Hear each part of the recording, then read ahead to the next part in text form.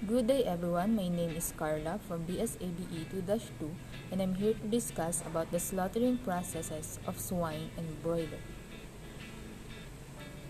Slaughtering pertains to the killing of animals, usually referring to killing of domestic livestock.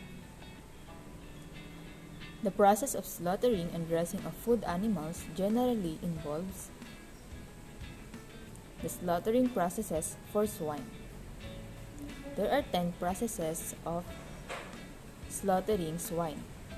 First step is the ante-mortem inspection.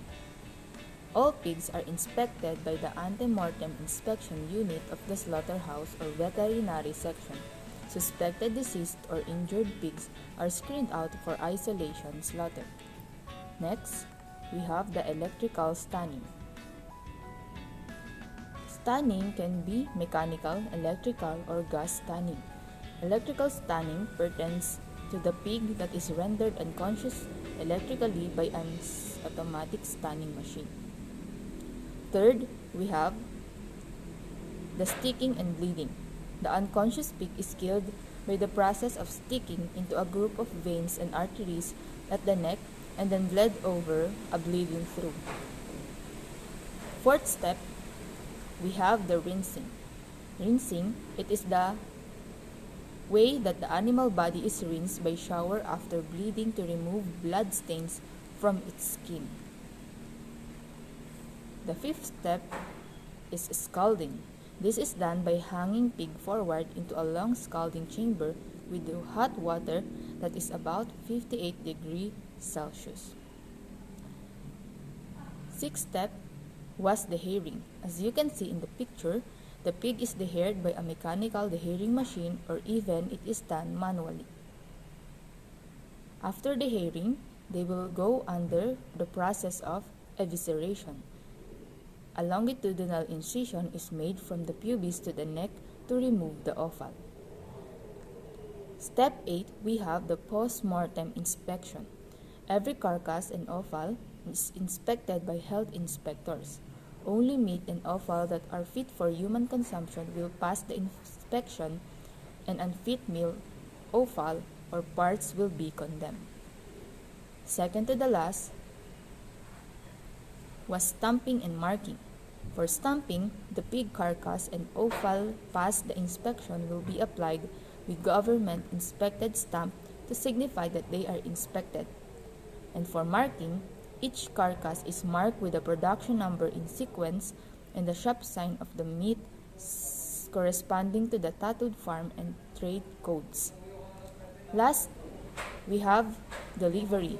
The pig carcasses and offal are transported by meat delivery vehicles to individual retail outlets.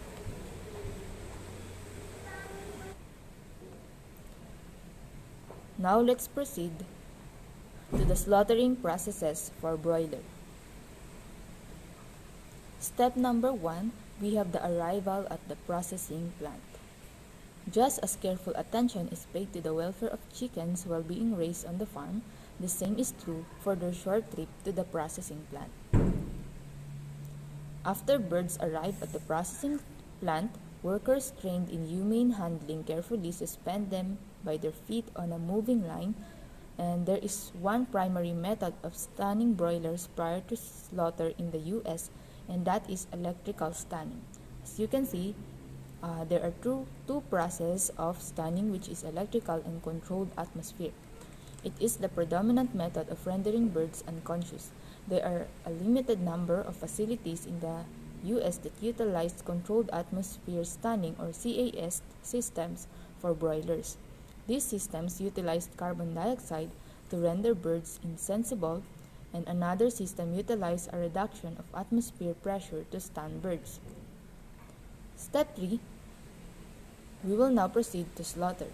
Technology makes slaughter extremely quick to minimize discomfort. While making a single cut to the throat of an unconscious bird is largely effective, proper maintenance of equipment and this backup human system is the key to a fast and humane slaughter process.